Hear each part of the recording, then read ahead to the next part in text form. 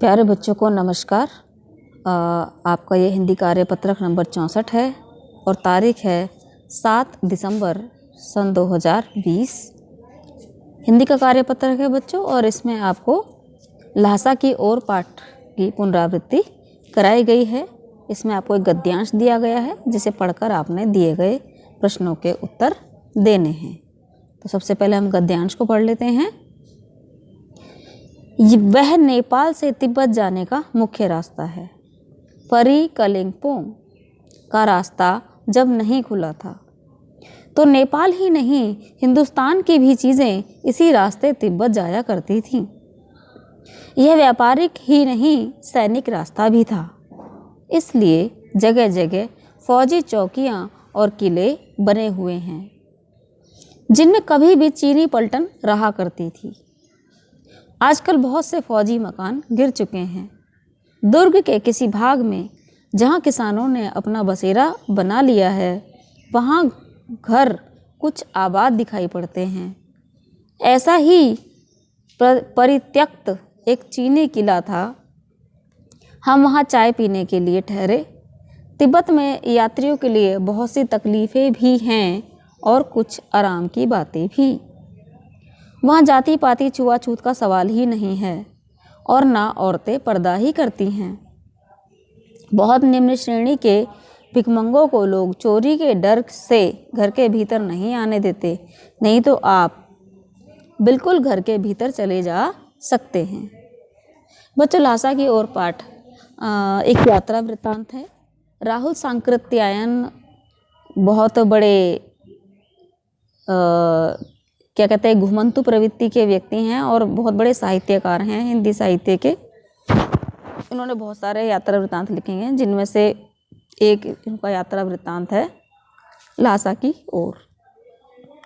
ये तिब्बत की तरफ जा रहे हैं और ये सन 1930 से 40 के का जो समय था, सन 1930 से 40 का जो समय था तब का यात्रा वृत्तांत है। और अब यदि हम उस रास्ते से जाएं, उस लहासा की यात्रा पर जाएं, तो बहुत सारे बदलाव हमें मिलेंगे। अब क्योंकि ये तभी का वर्णन है तो हम इसको देख लेते हैं। वह नेपाल से तिब्बत जाने का मुख्य रास्ता है। ठीक है, किसी रास्ते के बारे में बात कर रहे हैं क्योंकि गद्यांश से बीच से लिया गया है। परी कलिंपोंग का रास्ता जब खुला नहीं था, इसका मतलब परी कलिंपोंग एक रास्ता है जहाँ से हम तिब्बत आसानी से जा सकते हैं, लेकिन ये खुला नहीं था। 1930 से 40 के आसपास दूसरा रास्ता था जिसके सहारे हिंदुस्तान और नेपाल का व्यापार तिब्बत के साथ होता था। तो नेपाल ही नहीं, हिंदुस्तान की भी चीज़ें इसी रास्ते से तिब्बत जाया करती थी। यह व्यापारिक ही नहीं, सैनिक रास्ता भी था। ठीक है, तो ये व्यापारिक ही नहीं, सैनिक रास्ता भी था। इसलिए जगह जगह फौजी चौकियां और किले बने हुए हैं जिनमें कभी चीनी पलटन रहा करती थी। तो यहाँ कौन, चीन देश की जो पलटन यानी फौज रहा करती थी इन किलों में। ठीक है, आजकल बहुत से फौजी मकान गिर चुके हैं। दुर्ग के किसी भाग में जहाँ किसानों ने अपना बसेरा बना लिया है, वहाँ कुछ आबाद घर दिखाई पड़ते हैं। बेटे, दुर्ग का मतलब होता है किले के चारों तरफ जो हम सुरक्षात्मक बाउंड्री बनाते हैं उसे दुर्ग कहते हैं। ठीक है, तो जहाँ भी तक ये दीवारें हैं या किले हैं, किलों के जो दुर्ग हैं, वहाँ पर कुछ किसानों ने अपने घर भी बसा लिए हैं। ऐसा ही एक परित्यक्त चीनी किला था। वहाँ पर एक ऐसा ही चीनी सैनिकों द्वारा छोड़ा हुआ, त्यागा हुआ, परित्यक्त यानी छोड़ा हुआ एक किला था जहाँ हम चाय पीने के लिए ठहरे। तिब्बत में यात्रियों के लिए बहुत सारी तकलीफ़ें, आपको पता ही है, मौसम सबसे बड़े दुश्मन होता है लोगों का, है ना। और कुछ आराम की बातें भी है, तो वहाँ कुछ फैसिलिटी भी हैं, कोई अच्छी बातें भी हैं। हर जगह की, ये हर वस्तु की कुछ अच्छी बातें होती हैं तो कुछ बुरी बातें होती हैं। ठीक है, तो क्या क्या क्या अच्छी बातें हैं वहाँ की? वहाँ जाति पाति छुआछूत का सवाल ही नहीं है। वहाँ जाति पाति या छुआछूत जो हमारे देश में सबसे बड़ी समस्या है, ऊंच नीच, जात पात, छुआछूत, जातिवाद वो वहाँ पर नहीं है, और ना ही औरतें पर्दा करती हैं। औरतें भी पर्दा वहाँ पर नहीं करती हैं। अपने यहाँ दूसरा एक बुरा रिवाज है घूंघट, है ना, महिलाएं घूंघट करती हैं भारत में, वहाँ पर कोई औरत पर्दा नहीं करती है। बहुत निम्न श्रेणी के भिखमंगों को लोग चोरी के डर से घर के भीतर नहीं जाने आने देते। निम्न श्रेणी यानी बहुत ही गरीब भिखारी, उनको वहाँ पर बस घर में नहीं आने देते, वरना आप आराम से किसी के भी घर में जा सकते हैं। आप किसी के भी घर में बहुत आराम से जा सकते हैं, ठीक है। तो मतलब बहुत ही गरीब जो व्यक्ति होगा और भिखारी होगा तो उसको इस डर से घर में नहीं जाने देते हैं जहाँ पर कहीं उनके घर में वो चोरी ना कर ले, इस डर से घर में नहीं जाने देते हैं। वरना यात्रियों को, अजनबी यात्रियों को भी घर के अंदर तक जाना की वहाँ पर रिवाज है, वहाँ जा सकते हैं। उम्मीद करती हूँ आपको गद्यांश समझ में आ गया होगा। चलो बच्चों देखते हैं, हम प्रश्नोत्तरों पर चलते हैं।